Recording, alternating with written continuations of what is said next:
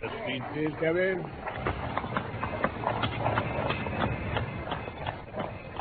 From London, we present The Retired Colourman, a play for radio based on the short story by Sir Arthur Conan Doyle. The Retired Colourman. It was late one summer afternoon. I returned from my club to 221B Baker Street to find Sherlock Holmes' gaunt figure stretched in his deep chair. I recognized his melancholy and philosophic mood. His alert, practical nature was subject to such reactions. Well, my dear Watson, did you see him? Who? Oh, the old fellow who's just gone out? Precisely. Oh, I met him at the door. What did you think of him? Well, pathetic, futile, broken creature. Exactly, Watson. Pathetic and futile. Poor chap. But is not all life pathetic and futile? Isn't his story a microcosm of the whole? We reach, we grasp, and what is left in our hands at the end? A shadow, or worse than the shadow, misery. Oh, come, Holmes. Is he one of your clients? Well, I suppose I may call him so. Well, who is he anyway? Mr. Josiah Amberley. He says he was junior partner of Brickfall and Amberley, manufacturers of artists' materials. You'll see their names upon paint boxes. He made his little pile, retired at the age of 61, bought a house at Lewisham, and settled down to rest after a life of ceaseless grind. Oh, sounds a comfortable prospect. He retired in 1896. Early in 1897, he married a woman 20 years younger than himself. Aha. Yes, good looking, too, if her photograph doesn't flatter. A competence, a wife, leisure. It looked like a straight road before him. Yet within 2 years, he's reduced to the broken and miserable creature you've just seen. But what's happened, Holmes? The old story, Watson. A treacherous friend and a fickle wife. It seems that Amberley has one hobby in his life. Chess. Not far from him at Lewisham, there lives a young doctor, Dr. Ray Ernest, who is also a chess player. Ernest was frequently in Amberley's house, and an intimacy between him and Amberley's wife was the result. That doesn't surprise me. Your client doesn't look like a paragon of the graces. Well, the couple went off together last week. Destination so far untraced. What's more, the woman carried off the old man's deed box by way of personal luggage. It had a good part of his life savings in it. Well, that's bad. So, Watson, can we find the lady? Can we save the money? That's a commonplace sort of case to bother you with, Holmes, isn't it? But vital enough for poor Josiah Amberley. Well, that's so. What will you do then? What will you do, my dear Watson? Hey? If you will be good enough to understudy me, that is. Oh. You know how preoccupied I am with this case of the 2 Coptic patriarchs. It should come to a head today. No, I really haven't time to go out to Lewisham. And yet, evidence taken on the spot has a special value. Well, by all means, Holmes. I confess I don't see that I can be of much service, but I'm willing to do my best. Capital. Oh, by the way, the name of his house is The Haven. The old fellow was quite insistent that I should go, but I explained my difficulty. He's quite prepared to meet a representative. I hardly expected so humble an individual as myself would merit the complete attention of so famous a man as Mr. Sherlock Holmes, especially after my heavy financial loss. I can assure you, Mr. Amberley, that the financial question does not arise. No, of course. It's art for art's sake with him, I understand. Yes. Still, even on the artistic side of crime, he might have found something here to study. And human nature, Dr. Watson. Ah, the black ingratitude of it all. Mr. Amberley, Tell me, when did I ever refuse one of her requests? Was ever a woman so pampered? Mr. Amberley. And that young man, he might have been my own son, had the run of my house, and see how they've treated me. Mr. Amberley, Oh, sir. it's a dreadful world. Dreadful, dreadful. Did you say something? I was merely going to point out that if you continue to wave your paintbrush about like that, it wouldn't be long before you did your clothing a mischief. But I'm afraid the damage is done. Oh, dear me. You see how this business has distracted me. I'm in the middle of painting this hall. You seem surprised, Doctor. One must do something to ease an aching heart. I'd started painting the house only the day before they disappeared. I thought I might as well carry on. Yes, very sensible indeed, Mr. Amberley. But pray, step into my sanctum away from this paint smell. Thank you. Yeah. That's better. Yes. Pray take a seat. Thank you, sir. Good. Now then, where shall I begin my account? With my retirement and marriage, perhaps? Oh, not necessary at all. Mr. Holmes merely requested certain details. For example, the events of the actual evening of your wife's disappearance. Oh, how shall I ever forget them? To think that I'd prepared a special treat for the shameless creature. Treat? The Haymarket Theatre, the 2 upper circle seats. A gay evening, I thought. Perhaps a little supper somewhere. But no, she complained of a headache and refused to go. See here, I have it here. Her theatre ticket, unused. Seat 31, row B. And then you had to go alone? I did. There I sat all through the performance, her empty seat beside me. And little did I realize what an ill omen it was.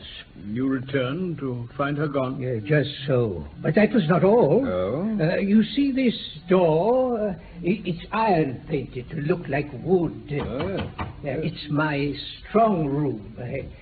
Safe as a bank, I always thought.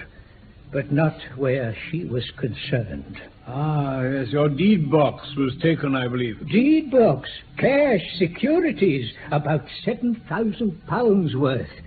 She must have had a duplicate key prepared. I see. I've heard no word from or about her since I left to go to the theatre that fateful evening, leaving her alone here with her headache. Not one single word, Dr. Watson. And her seat number at the Haymarket Theatre was 31, you say, Watson? You're quite sure? Positive. My old school number. Excellent. Then his own seat was either 30 or 32. Row B. Yes. Well, Watson, have you told me all? Well, I think so. Did I mention that he tore up a photograph of his wife in my presence? No.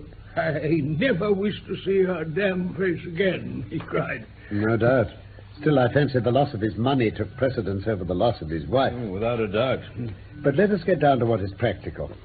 I must admit that a case which seemed to be so absurdly simple as to be hardly worth my notice is rapidly assuming a very different aspect. It's true that in your mission you've missed everything of importance. Oh. Yet even those things which have obtruded themselves upon your notice give rise to serious thought. What have I missed? Oh, don't be hurt, my dear fellow. No one else would have done better. Ah. But clearly you have missed some vital points. What do the neighbors think about Amberley and his wife? What of Dr. Ernest? Was he the gay Lothario one would expect? Surely these are of importance. Well... And with your natural advantages, Watson, every lady is your helper and accomplice.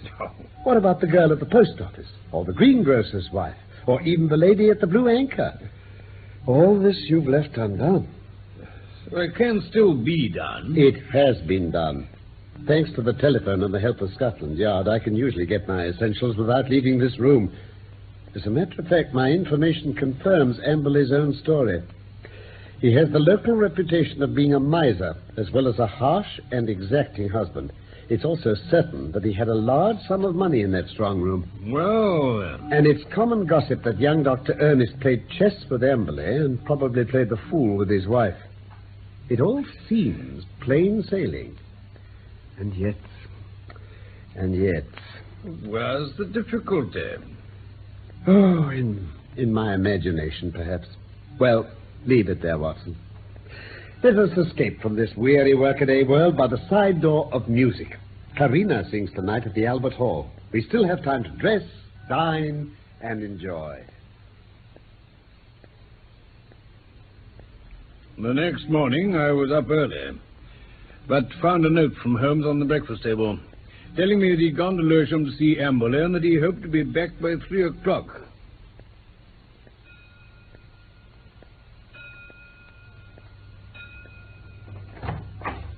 Ah, Holmes, there you are. Punctual to the minute. Well, what news?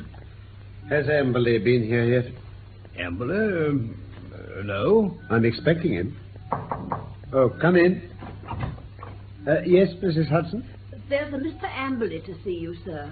Ah, show him in, Mrs. Hudson. Very good, sir. In here, if you please, sir. Mr. Josiah Amberley. Ah, pray step inside, sir. Thank you, Mrs. Hudson. Very good, sir. Mr. Holmes, I've had a telegram. I could make nothing of it. May I see it? Thank you. Come at once without fail. Can give you information as to your recent loss. Elman, the vicarage. Ah. Dispatched at 12:10 from Little Purlington. Oh, Watson, hand down my Crockford's directory, if you please. Right, Holmes. Little Purlington's in Essex, isn't it? It's not far from Frinton. Here you are. Oh, thank you. Now then, Elman. Yes, we have him. J.C. Elman, M.A., living of Mossmore, Little Purlington. Well, Mr. Amberley, you must start at once. But I don't understand. Will you look up a train for our friend Watson? Yes, I am doing. Good fellow. Mr. Holmes, will you kindly tell me? Liverpool Street, 520, Holmes. Excellent. You'd best go with Mr. Amberley, Watson. Why not? He may need help or advice. It's clear we've come to a crisis in this affair. But it's perfectly absurd, Mr. Holmes. What can this country vicar possibly know of what's occurred? It's a waste of time and money. He wouldn't have telegraphed you if he didn't know something. You should wire him at once that you're coming. I don't think I shall go. Mr. Amberley, it would make the worst possible impression both on the police and upon myself if you should refuse to follow up so obvious a clue. We should feel that you were not really in earnest in this investigation. Well, of course I'll go, if you look at it that way. On the face of it, it seems absurd to suppose that this parson knows anything. But if you think... I do think. Oh. Now, hurry along, sir. And Dr. Watson will catch you up at the telegraph office at the corner. Oh, very well, then. A waste of time and money, in my opinion. Pouring money down the drain. Watson, whatever you do, see that he really does go. If he breaks away from your orders, decides to return, get to the nearest telegraph office and send the single word, bolted. I'll arrange here that it shall reach me wherever I am. The weather was hot, the train slow, and my companion sullen and silent. When we at last reached Little Purlington Station, it was a 2-mile drive before we came to the vicarage, where a big, solemn, rather pompous clergyman received us up in his study. Our telegram lay before him. Well, gentlemen, what can I do for you? We came in answer to your wire, Mr. Elman. My wire? I sent no telegraphic communication? I mean the one you sent to Mr. Josiah Amberley about his wife and his money. If this is a joke, sir, it is a very questionable one. I have never heard of the gentleman you name, and I have not sent a telegram to anyone. I knew it would be a fool's errand. Well, there must be some mistake. Are there 2 vicarages, perhaps? There is only one vicarage, sir, and only one vicar. The telegram you refer to is obviously a scandalous forgery, the origin of which will certainly be investigated by the police. Meanwhile, gentlemen, I can see no possible object in prolonging this interview.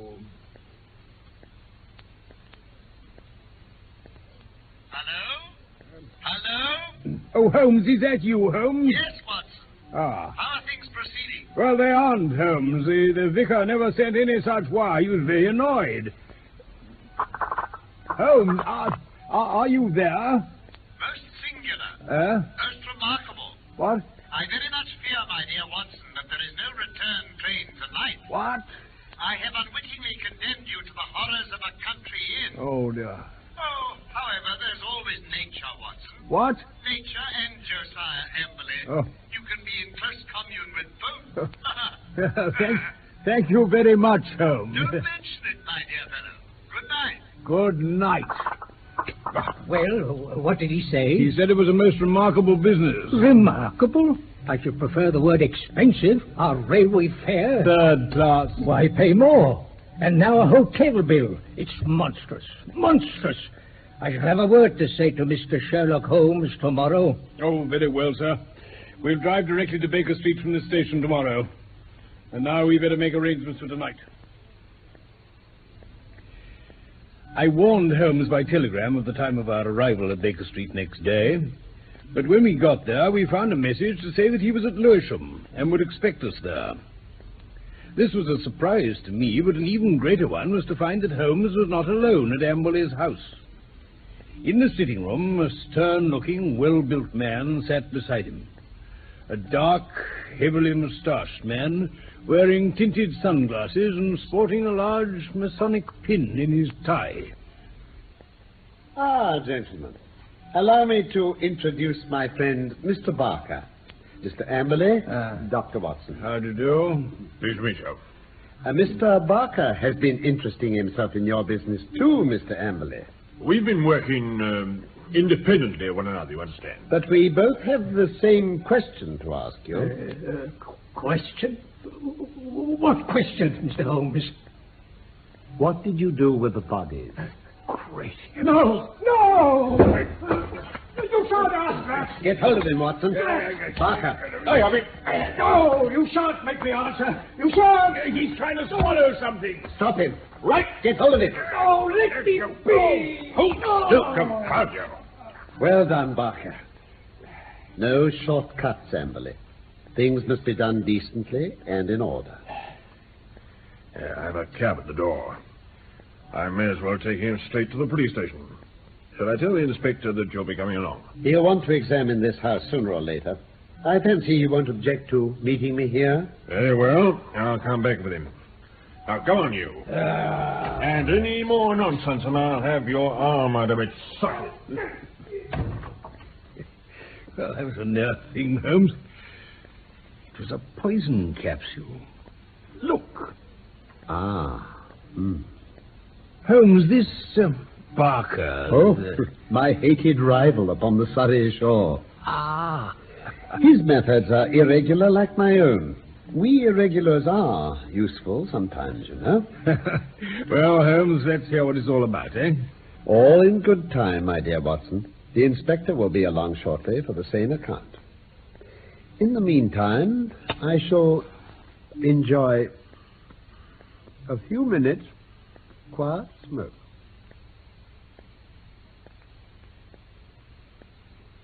I just want to make this clear before you begin, Mr. Holmes. Don't imagine that we hadn't formed our own views of this case, and that we wouldn't have laid our hands on the man. So you'll excuse us for feeling sore when you jump in with methods which we can't use, and so rob us of the credit. There shall be no such robbery, Inspector McKinnon. Oh. I assure you that I efface myself from now on. Oh. As to Mr. Barker here, he has done nothing save what I told him.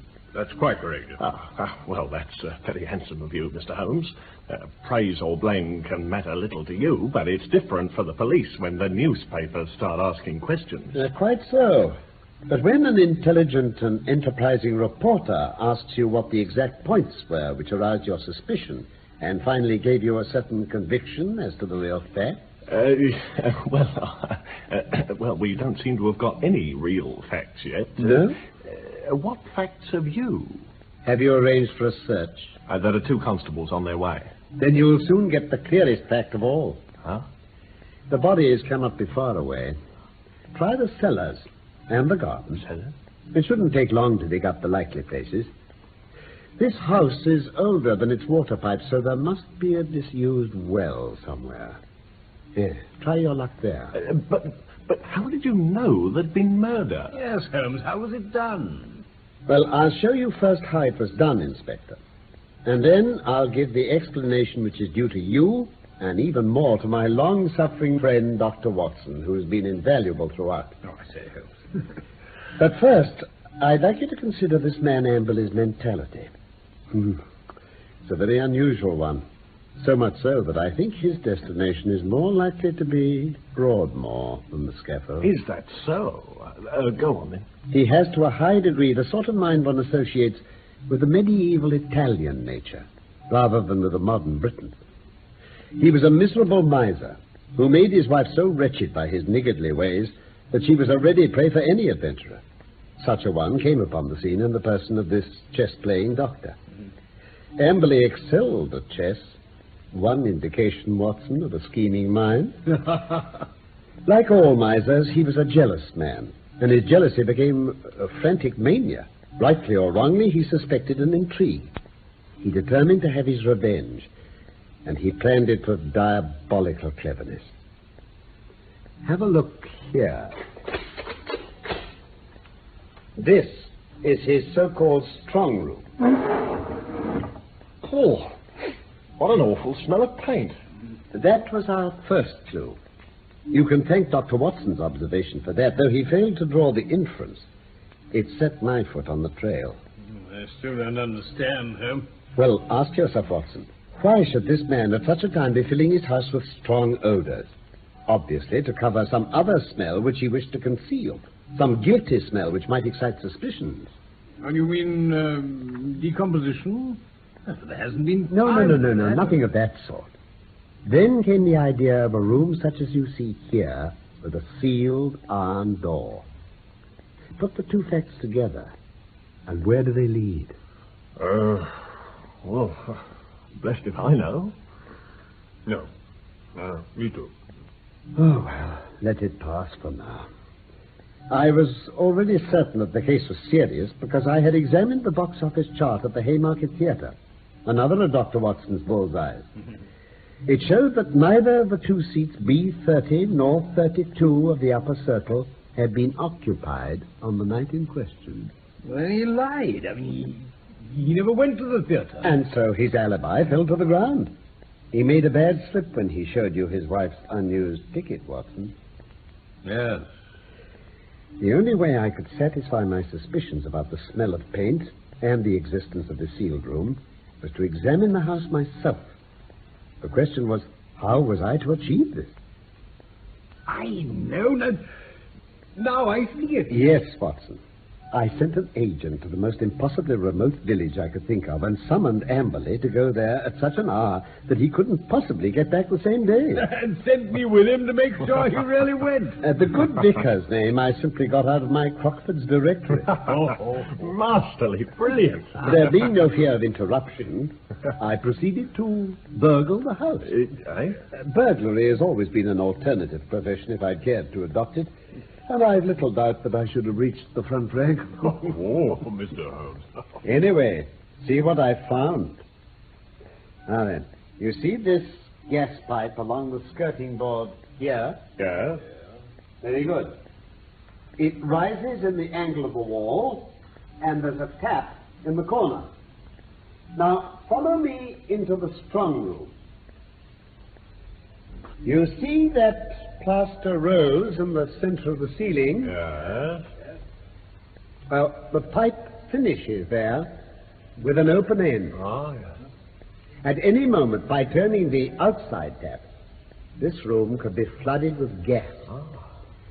With its door closed and the tap full on, I wouldn't give 2 minutes of consciousness to anyone shut in here. Oh. By what devilish device he decoyed them in here, I don't know. But once inside, they were at his mercy. I think I've seen enough of this place. Yes. Let's get out of here. So he started painting the house to cover up any smell of gas afterwards, Holmes. Precisely. He claimed to have started painting the day before their disappearance, but he should have said the day after. What happened then? Then came an incident which I hardly expected. I was slipping out again through the pantry window in the early dawn today, when I felt a hand grab my collar, and a voice said, "Now, you rascal, what have you been doing in there?" When I could twist my head round, I recognized my friend and rival, Mr. Barker. So just where do you come into this, Mr. Barker? Well, I see, I've been engaged by the family of Dr. Ray Ernest to make some investigation. I'd come to the conclusion there'd been foul play, like Mr. Holmes. I've been watching this house for several days. I'd marked you down, Dr. Watson, as one of the most suspicious characters to visit the place. Thank you very much, sir. Still, I could hardly detain you. But when I saw a man actually climbing out of the pantry window this morning, I couldn't restrain myself. And there you are, Inspector. You have all the particulars. I hand them over to you and step right out of the case. In the name of the force, I thank you, Mr. Holmes. It seems a clear case, the way you put it. You'll get results, Inspector, by always putting yourself in the other fellow's place and thinking what you would do yourself.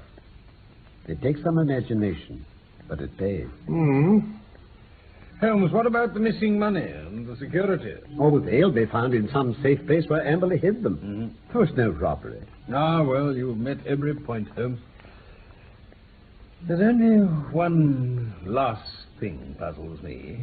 Yes? Well, Amberley couldn't avoid notifying the police of his wife's so-called disappearance, but why was he fool enough to go to you as well? Pure swank. He felt so clever and so sure of himself that he imagined no one could touch him. He could say to any suspicious neighbor, "Look at the steps I've taken. I've consulted not only the police, but even Sherlock Holmes." Oh, well, I'll have to forgive you that even Sherlock Holmes. Yes, it's as workmanlike a job as I can remember. That was The Retired Colourman by Michael Hardwick, based on the short story by Sir Arthur Conan Doyle. Sherlock Holmes was played by Carlton Hobbs, and Dr. Watson by Norman Shelley. Production for the BBC was by Graham Gall.